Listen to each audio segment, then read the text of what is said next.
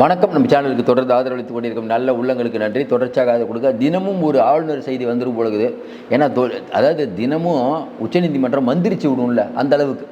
இன்றைக்கி என்னென்னா, ஒரு 5 நீதிபதிகள் அடங்கிய ஒரு குழு விசாரிக்குது. துஷார் மேத்தாவை புரட்டி எடுத்துருதுன்னே சொல்லலாம். அதாவது கேட்கக்கூடிய கேள்விகள் நம்ம எப்பயுமே அதை பார்த்து படிக்க மாட்டோம். ஆனால் இன்றைக்கி பார்த்து படிச்சுன்னு வச்சுக்கோங்களேன். ஆளுநர் மசோதாக்களை கால வரையறையின்றி நிறுத்தி வைப்பது சட்டமன்றத்தை செயலிழக்க செய்யும். ஜனாதிபதி பரிந்துரை விசாரணையில் உச்சநீதிமன்றம். இதுதான் இன்றைக்கி ரிப்போர்ட்டான செய்தி.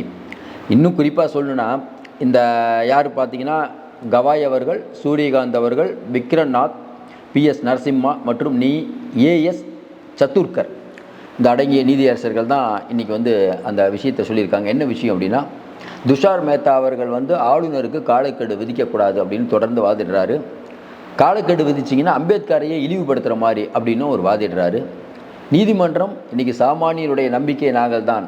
இத்தனை கோடி பேரால் தேர்ந்தெடுக்கப்பட்ட ஒரு அரசாங்கம் ஒரு மசோதாவை தாக்கல் பண்ணும்போது அதை நிறுத்தி வைப்பது அப்படிங்கிறது எவ்வளோ நாளைக்கு? அவர் ஒரு டைம் ஃப்ரேமே இல்லாமல் என்ன வேணால் பண்ணலாம் அப்படின்னு நினச்சிட்டு இருந்தாருன்னா, நீதிமன்றங்களுக்கு அந்த அதிகாரம் இருக்கா இல்லையான்னு கேட்டிருக்காங்க. இது இன்றைக்கி விவாத பொருளாக இருக்குது. இந்த ஒரு விஷயம் மட்டும் இல்லாமல் நடுவில் குறுக்கு கேள்வி கேட்பாங்கள்ல, அந்த மாதிரி நிறைய கேட்டிருக்காங்க. அதாவது என்னென்னா, தீவிர சூழ்நிலைகளை அடிப்படையாக கொண்டு நீதிமன்றம் ஒரு முன் உதாரணத்தை வகுக்கக்கூடாது. யார் சொல்கிறதுனா, துஷார் மேத்தா சொல்கிறார். ஏன்னா இந்த மாதிரி வகுத்துட்டிங்கன்னா நாளைக்கு எல்லா விஷயத்திலும் தேர்தல் ஆணையம் உட்பட ED விஷயம் நிறைய விஷயத்தில் இன்றைக்கி ஒரு அமைப்பு மீது இன்றைக்கி உச்சநீதிமன்றம் தலையிடும். இது ஒரு நல்ல முகாந்திரம் இல்லை அப்படின்னு துஷார் மேத்தா அவர்கள் வாதிடுறார். அதுக்கு நீதியரசர் சொல்கிறார், தீர்ப்புகள் வேறு இடங்களில் உள்ளன, தீர்வுகள் அரசியல் துறையில் உள்ளன. இது போன்ற வழக்குகள் ஜனநாயக அரசியல் செயல்முறை மூலம் தீர்க்கப்படுகின்றன. மற்ற எல்லா அமைப்புகளும் தோல்வியடையும் சூழ்நிலையில் இருக்கும் என்று நம்புவது தவறு. எனவே கிடைக்கக்கூடிய ஒரே அமைப்பு இந்த மாண்புமிகு நீதிமன்றம் மட்டுமே. இந்த நீதிமன்றம் அரசியலமைப்பின் பாதுகாவலர். ஆனால் இந்த நீதிமன்றத்தால் தீர்க்க முடியாத பிரச்சனைகள் உள்ளன. இதுபோன்று விஷயங்கள் நடக்கும்போது அரசியலமைப்பு செயல்பாட்டாளர்கள் பொறுப்பானவர்களாலும் பதிலளிக்கக்கூடியவர்களாலும் இருப்பார்கள் என்று எதிர்பார்க்க வேண்டும். ஏனெனில் அவர்கள் மக்களுக்கு பதிலளிக்க வேண்டியவர்கள். இன்னொன்று, மாண்புமிகு ஆளுநர் மக்களுக்கு பதிலளிக்க வேண்டியவர் அல்ல. ஏன்னா மக்களுக்கு பதிலளிக்க வேண்டியவர் அப்படின்னு இன்றைக்கி துஷார் மேத்தா சொல்லும்போது, ஆளுநர் எங்கப்பா எலெக்ஷனில் நிற்கிறாரு அப்படிங்கிற ரேஞ்சில் அவங்க கேட்டிருக்காங்க. இன்னும் குறிப்பாக பார்த்தீங்கன்னா, ஒரு நீதியரசர் 2 நீதியரசர் இல்லை, 5 பேர் சேர்ந்து வெளுவெளுன்னு வெளுத்துட்டு இருக்காங்க. துஷார் மேத்தாவால் பதில் சொல்ல முடியல. தொடர்ந்து இன்றைக்கி நம்ம ஏற்கனவே சொன்ன மாதிரி ஒன்றிய அரசு ஆளுநருக்கு அந்த அதிகாரம் இல்லை அப்படின்னு சொன்னதை ஏற்றுக்கலை, இந்த வரைக்கும் ஏற்றுக்கலை. உச்சநீதிமன்றம் விடாப்படியாக இருக்குது. இது எங்கே போய் முடியும்? உச்சநீதிமன்றம் கேட்குற ஒரே கேள்வி, இன்றைக்கும் கேட்ட கேள்வி, சரிப்பா உனக்கு டைம் லைன் ஃபிக்ஸ் பண்ண வேணான்னா நீ எப்போ தான் முடிப்பேன்? அதெல்லாம் சொல்ல முடியாதுங்க. as soon as possible. Correct. அப்போ உச்சநீதிமன்றம் கேட்கக்கூடிய இன்னொரு கேள்வி, ஆர்டிகல் 370 அப்படிங்கிற ஒன்று அரசியலமைப்பு சட்டத்தின் பிரகாரம் நம்ம காஷ்மீருக்கு கொடுத்தது. இன்றைக்கி பிஜேபி அதை ஓவர்டேக் பண்ணி அது இல்லாமல் ஆக்குச்சில்ல. அப்போ அம்பேத்கர் அவர்களுடைய கொள்கையிலிருந்து மாறுபட்டதா இல்லையா? எல்லாத்தையும் தாண்டி இப்போ சமீபத்தில் ஒரு அவசர சட்டம் கொண்டு வந்தாங்க. அதாவது குற்றவியல் நடைமுறை சட்டங்களெல்லாம் வேறு மாதிரி பண்ணி, உங்களுக்கு தெரியும் குற்றவியல் சட்டங்களில் அங்கே இருக்கக்கூடிய இன்ஸ்பெக்டர் நினச்சா என்ன வேணால் பண்ணலாங்கிற மாதிரி ஒரு 3 சட்டத்தை கொண்டு வந்தாங்க. அதுக்கு பேரெலாம் வேறு மாற்றினாங்க. அது அம்பேத்கர் அவருடைய கொள்கைக்கு வேறுபட்டது இல்லையா? இப்படி பல கேள்விகள் தொடர்ந்து நம்ம சொல்லிகிட்டு இருக்க மாதிரி இன்றைக்கி உச்சநீதிமன்றம் அப்படிங்கிறது விடாப்பிடியாக இருக்கிறது. அது நல்லா தெரியுது நமக்கு. ஏன்னா சந்திரசூட் அவர்கள் இருந்தபோது கதை வேறு. சந்திரசூட் அவர்கள் உட்காந்துருக்கும் போது நான் சாமிகிட்ட கேட்டு தான் பாபர் மசூதி மேட்டருக்கு நான் தீர்ப்பு சொன்னேன் அப்படின்னு சொல்லிட்டு அவர் கான்ட்ரவர்ஷன் ஆக்குனார். மோடி அவர்கள் வீட்டுக்கே போய் அவர் 2 பேரும் குழாவினதெல்லாம் நமக்கு தெரியும். ஆனால் இன்றைக்கி அந்த நிலைமை இல்லை. கவாய் ரொம்ப தெளிவாக சொல்லிட்டாரு, நான் பதவி முடிஞ்சோடனே எந்த பொறுப்பையும் எடுத்துக்க மாட்டோம். சூரியகாந்த் அவர்களும் அதே மாதிரி தான். அதாவது அடுத்து வரக்கூடிய தலைமை நீதியரசரும் இவர்களுக்கு கேட்டு போடுற மாதிரி இருக்காங்க. உலகம் முழுக்க இருக்கக்கூடிய நீதி என்னென்னா, அநீதி வேகமாக சூழ்ந்துட்டு இருக்கும்போது ஏதோ ஒரு ஒளி தெரியும். கொஞ்சம் நல்லா யோசனை பாருங்கள். இன்றைக்கி உச்சநீதிமன்றத்தில் ஒரு நீதியரசர் சந்திரசூட் அவர்கள் இருக்கிற மாதிரி அந்த அமர்வு இன்றைக்கி இருந்திருந்தால் நிலைமை என்ன? தேர்தல் ஆணையத்தை யாரும் கண்ட்ரோல் பண்ண முடியாது. 65 லட்சம் வாக்காளர்களை நீங்கள் இணையதளத்தில் வெளியிடுங்கன்னு யார் உத்தரவு போட்டது? இந்த அமர்வு. ஏற்கனவே இருந்த சந்திரசூட் அவர்கள் அமர்வு நிறைய பேர் சொல்கிறாங்கல்ல, சந்திரசூட் அவர்கள் இருக்கும்போது என்னன்னு தெரியலைங்க, மோடி அவர்கள் நல்ல வாத திறமையில் வாதாடுறாரா என்னன்னு தெரில, அவங்களுக்கு சாதகமாகவே நிறையா வந்தது. எலக்ட்ரோல் பாண்ட் விஷயத்தில் கூட கண்டிச்சாங்களே ஒளி அதுக்கு பிறகு ஒன்றும் நடக்கலை. ஆனால் இங்கே அப்படி இல்லை. இது அதையும் தாண்டி முடியாதுங்க. நாங்களே ஆளுநர் வந்து கையெழுத்து போடலைன்னா கூட நாங்களே அதை வந்து உத்தரவாகிடுவோம். அந்த மசோதா வந்து ஒப்புதல் ஆகிடுச்சிட்டோம் அப்படின்னோடனே இன்றைக்கி ஆளுநருக்கு அதுவும் ஆர்.என். ரவிக்கு வந்து இருப்பு குரல் முடியல அவரால். தனக்கு அப்போ எந்த அதிகாரமும் இல்லாமல் அவங்க உட்காந்துருந்தாலும் யாருங்க மதிப்பா? பிஜேபிக்கு என்ன கவலைன்னு ஆர்.என். ரவி அவமானப்படுத்துறது பிரச்சனை இல்லை. ஆர்.என். ரவி அந்த பெருசாக எடுத்துக்க மாட்டார். ஒரு சொகுசான வாழ்க்கை இருக்கும்போது அவரை எவ்வளோ நிறைய அசிங்கப்பட்டுட்டார். இந்தியா முழுக்க இனிமேல் வந்து கண்ட்ரோல்.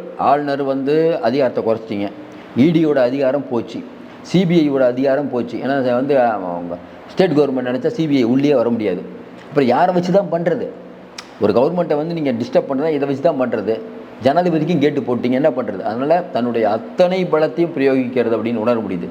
இன்னொரு பக்கம் ஒரு நீதியரசர், இப்போ கவாய் தலைமையிலான 2 நீதியரசர்கள் 3 நீதியரசர்கள் அப்படி இல்லை, 5 நீதிபதிகளும் எப்பயுமே வந்து நீதிபதிகளுக்குள் கொஞ்சம் மாறுபாடு இருக்கும். ஒரு நீதிபதி ஒன்று சொல்லுவார், இன்னொரு நீதிபதி இல்லைங்க துஷார் மேத்தா சொல்கிறது. 5 நீதிபதிகளும் ஒரே அடி. உச்சநீதிமன்றம் இதை தலையிடக்கூடாதுன்னு சொல்கிறதுக்கு நீங்கள் யார்? ஏற்கனவே ஆளுநர் அவர்களுக்கு வந்து இந்த அளவுக்கு டைம் ஃப்ரேம் வைக்கணும் அப்படிங்கிறது வந்து ஒரு ஸ்டேட் இல்லை 4 ஸ்டேட் எங்களை கம்ப்ளைண்ட் எழுதி காட்டுறாரு. இன்றைக்கி கவாய் அவர்கள் இன்றைக்கி துஷார் மேத்தா அலறு விட்டு, அது துஷார் மேத்தா நடுங்கிற அளவுக்கு. ஏங்க ஒரு கவர்மெண்ட்னா பரவாயில்லைங்க, 4 ஸ்டேட்டு வந்து இதில் கம்ப்ளைண்ட் கொடுத்துருக்காங்க எங்கள்கிட்ட. 4 ஸ்டேட்டு மக்களுடைய உரிமையை காக்க வேண்டியது உச்சநீதிமன்றத்தின் கடமையா இல்லையா? இதுவும் எங்களுடைய ஜனநாயக கடமை தான். இன்னும் குறிப்பாக சொல்லணும்னா இந்த மேட்டரை வச்சுட்டு டெய்லி நீங்கள் வழக்கு விசாரணை ஆஜராகிட்டு வரீங்க. நாங்கள் ஏற்கனவே சொல்லிட்டு முடியாதுன்னு. செவ்வாய்க்கிழமை கண்டிப்பாக ஒரு உத்தரவு பிறப்பிக்கப்படும். ஏன் சொல்கிறேன்னா டெய்லி இது ஒரு விஷயமாக்கி இல்லை எங்களுக்கு அதிகாரம் தொடர்ந்து துஷார் மேத்தா சொல்கிற ஒரே ஒரு ரெக்கார்டு தேஞ்சு போன ரெக்கார்டுக்கு ஒரே மேட்டர் தான். இல்லை எங்களுக்கு டைம் ஃப்ரேம் ஃபிக்ஸ் பண்ணக்கூடாது. அதான் உச்சநீதிமன்றம் இன்றைக்கி தெளிவான ஒரு விஷயத்தை சொல்லுது. ஒரு நீதியரசர்கள் 5 நீதியரசர்கள், இது ரொம்ப முக்கியமாக பார்க்கப்படும். இதுக்கு மேலே நீங்கள் அமர்வுக்கே போக முடியாது. இதுக்கு மேலே என்ன அமர்வுக்கு போவீங்க? 5 நீதியரசர்கள் தான். அப்போ ஏற்கனவே நீதியரசர்களுக்கு நல்லா தெரியுது இந்த அவசர சட்டம் அதுவும் பிரச்சனையாக போகுது. அவசர சட்டத்தை எடுத்து வழக்கு போட போகிறாங்க. அதாவது ஒருத்தர் வந்து குற்றம் சாட்டப்பட்டவராக இருந்து 30 நாள் சிறையில் கழித்தாலே அவருடைய பதவி பறிபோகும் அப்படின்னா மோடி ஒரு அதிபராட்சியை நோக்கி போகிறார். இதுக்கும் வழக்கு போடுவாங்க. நீங்கள் கேட்கலாம் எல்லாத்துக்கும் வழக்கு. ஆமாம், 370 சட்டப்பிரிவுக்கு ஒரு வழக்கு, எலெக்ஷன் கமிஷனை எதிர்த்து ஒரு வழக்கு. ஏற்கனவே நம்ம சொன்னோம், காலைல ஒரு நியூஸ் போட்டோம், எலெக்ஷன் கமிஷனை எதிர்த்து ஏற்கனவே மனு போட்டாச்சு. இப்படி பலவிதமான சூழ்நிலைகள் இருக்கும்போது இந்திய ஜனநாயகம் எங்கேயே சொல்லி கொண்டிருக்கும்போது எல்லாரும் கவலையில் இருக்கும்போது நம்ம அடிக்கடி ஒன்று சொல்லுவோம். ஏங்க அதாவது என்னென்னா ஒரு அநியாயம் அப்படிங்கிறது பெருசாகி இது அதிபராட்சி வந்து மோடி சொல்கிறது தான். நல்லா யோசனை பாருங்கள், பிஜேபி கையில் அதிகாரம் போச்சுன்னா எப்படி இருக்கும்? ஒரே நாடு, ஒரே தலைவர், ஒரே மொழி, ஒரே நாட்டில் என்ன நடக்கும் சொல்லுங்கள்? இஸ்லாமியர்கள்லாம் அடித்து விரட்டி விட்டுறீங்க, ரைட்டு, அடித்து விரட்டி அடுத்து யார் அடிப்பாங்க? நம்மளை தான் அடிப்பாங்க. அந்த நிலைமைக்கு வந்து இந்தியா வரும்னு நினைக்கிறீங்க நீங்கள்? அதெல்லாம் ரொம்ப எஸ்டீமுங்க. அந்த மாதிரி நிலைமை கண்டிப்பாக வராது. ஹிட்லருக்கு கடைசி என்னங்க ஆச்சு? சொல்லிக்கிட்டே போகலாம். இந்த மாதிரி வரலாற்றில் வந்து யாரெல்லாம் வந்து தான் பெரிய ஆள், நான் தான் பெரிய ஆள், என்னை விட்டு ஆளே இல்லை, நான் தான் கடவுள், இந்த மாதிரிலாம். இன்றைக்கி நேற்று அமித்ஷா அவர்கள் நாடாளுமன்றத்தில் பேசியது என்ன ஆணவமான பேச்சு! அது அவருக்கு இருக்க உடம்புக்கு வயசுக்கு இவ்வளோ, அதாவது ஓவர் வெயிட்டு, உடம்புக்கு நல்லா இருக்க இவ்வளோ கத்துறாரு. இந்த ஆக்ரோஷத்தை பார்த்தீங்கன்னா தெரியும். அவரை ஜெயிலில் வச்சுட்டாங்களாம். உங்களை ஜெயிலில் வச்சுருந்து போலி என்கவுண்டர், அதை பற்றி பேசினாவே பெருசாக பேசலாம். கோத்ராவில் இப்போ கலவரத்தில் இஸ்லாமியர்கள் சேர்த்தாங்களே, அது கலவரமே நடக்கலையா? இப்போ இந்த கோத்ரா ரயில் வந்து எரிச்சாங்களே, அது எரிக்கவே இல்லையா? நம்ம ஒன்றும் புரியவே இல்லை. கேட்டால் வரலாறை மாற்றுவோங்கிறாங்க. என்ன தான் வரலாறுனா வரலாறு தான், அது எப்படிங்க மாற்ற போகிறாங்க? நமக்கு ஒன்றுமே புரியல. இவங்கெல்லாம் என்ன அதாவது ரொம்ப கஷ்டமாகுது. என்ன இருந்தாலும் உள்துறை அமைச்சர்னு நம்ம சில வார்த்தையெல்லாம் சொல்ல வேணாம்னு பார்க்குறோம். நம்ம பிரதமராக மோடி போயிட்டார், வேறு என்ன பேசுறதுன்னே தெரில. சும்மா வெளியூரில் போயிட்டு அங்கே பயந்துட்டு இருந்துட்டு அதானிக்காக பயந்து கை கட்டி நின்றுட்டு இங்கே வந்துட்டு நாங்கள் தான் பெரிய ஆள்னு பேசிகிட்டு இருக்கிறது தொடர்ந்து நம்ம சொல்லிட்டு இருக்கிறது தான். இன்றைக்கி உச்சநீதிமன்றம் 5 நீதிபதிகளை வெளுத்து விட்டுட்டு இருக்காங்க. இதுவே நமக்கு போதும்னு நினைக்கிறோம். ஏன்னா ரொம்ப வளவலன்னு பேசுகிறதில்ல. இது அநேகமாக இல்லை, கண்டிப்பாக இது ஆளுநருக்கு எதிராகத்தான் முடியும். எல்லாத்தையும் தாண்டி ஒரு பெரிய மாளிகை கொடுத்து, ஊட்டியில் ஒரு மாளிகை கொடுத்து ஐயா ஆளுநரை வச்சது எதுக்காக? திமுகவுக்கு டிஸ்டர்ப் பண்ணுறதுக்கு. அதே மாதிரி மேற்கு வங்காளத்தில் மம்தா படித்து டிஸ்டர்ப் பண்ணுறது. இப்போ ஆளுநருக்கே அதிகாரம், மசோதாவை நீங்கள் ஒன்றும் பண்ண முடியாது வச்சுருந்தீங்கன்னா என்ன பண்ண முடியும்னு நினைக்கிறீங்க? ஒன்றும் பண்ண முடியாது. நீங்கள் ஸ்டேட்டில் இருக்கக்கூடிய முதலமைச்சருக்கு பண்ணுறது சரியாக தப்புனா அவங்களும் நிறைய தப்பு பண்ணுறாங்க, மாற்று கருத்துலாம் இல்லை. இங்கே இருக்கக்கூடிய முதலமைச்சர்களும் நாங்கள் வந்து நம்ம வக்காலத்தில் வாங்கலை. ஆனால் முதலமைச்சர்கள் தவறு செய்தால் அடுத்து மக்கள்கிட்ட போய் நிற்கணும். நீங்கள் எந்த மக்கள்கிட்ட போய் நிற்கிறீங்க? அதாவது நீங்கள் என்ன, நம்ம ஒன்றும் புரியல. கடவுளையே கேள்வி கேட்குற காலம், கடவுள்னு ஒருத்தர் இருந்தால் உங்களை யாரும் கேட்கக்கூடாது. நீங்கள் பாட்டு இந்த மாளிகையில் இருப்பீங்க, நீங்கள் என்ன பண்ணுறீங்கன்னு தெரியாது. ஜாலியாக அங்கே அதாவது அங்கே இருக்கக்கூடிய பஜனை கூட்டத்தெலாம் கொண்டு வந்து பஜனை நடத்துவீங்க, விழா நடத்துவீங்க, உங்கள் இஷ்டத்துக்கு நீங்கள் பேசுவீங்க. தமிழ்நாடு அரசுக்கு அதில் சம்பளம் வாங்கிட்டு தமிழ்நாடு அரசுக்கு எதிராகவே பேசுவீங்க. தமிழ்நாடு தமிழகம்னு எங்களுக்கு நீங்கள் அறிவுரை சொல்லிங்க. அதாவது உலகத்தில் வந்து நாகாலாந்தில் இவ்வளோ விரட்டி அடித்தாங்க இந்த ஆளுநரை. பெரும்பாலான ஆளுநர்களுடைய நிலைமை தான். தன்கருக்கு கடைசி என்ன நிலைமையாச்சு, ஓவராக கூனா இதான் நிலவரம். மறுபடியும் சொல்கிறோம், ஆளுநர் திருந்த வேண்டும். ஆனால் இவர் திருந்தக்கூடிய ஆளுநர் அல்ல. இவர் ஒரு முடிவு பண்ணிட்டு வந்திருக்காரு, திமுகவை ஒரு வழி பண்ணணுங்கிற முடிவோடு வந்திருக்காரு. திமுக உஷாராக இவர் கடுமையாக எதிர்க்க வேண்டும். ஜெயலலிதா பாணியில் ஸ்டாலின் பண்ணணும். அது இல்லை என்றால் இந்த ஆளுநர் எல்லை மீறி தான் போவார். உச்சநீதிமன்றம் இன்றைக்கி ஒரு நல்ல விஷயத்தை செஞ்சுருக்குன்னு தான் சொல்லலாம். செவ்வாய்க்கிழமை அதிகமாக கேட்டு போட்டுருவாங்க. தொடர்ந்து நமக்கு நிறைய ஆதரவு கொடுத்துட்ருக்கீங்க. தொடர்ந்து ஆதரவு கொடுங்க. சப்ஸ்கிரைப் பண்ணி பார்த்து ஊக்கம் கொடுங்க. ஏன்னா சப்ஸ்கிரைப் பண்ணி பார்த்து ஊக்கம் கொடுங்கன்னு சொன்னால் நிறைய பேர் சப்ஸ்கிரைப் பண்ணியிருக்கீங்க. அதுக்கு எங்களுடைய நெஞ்சார்ந்த நன்றி. எந்த விதமான கமெண்ட் இருந்தாலும் போடுங்க. எல்லா செய்திகளும் நம்ம கொடுத்துட்ருக்கோம். என்னால் நான் வந்து உண்மை சொல்கிறேன்னா பொய் பேசுனான்னு உங்களுக்கு தெரியும். தொடர்ந்து உங்களோடு இருக்கிறேன். மீண்டும் சந்திப்போம். நன்றி.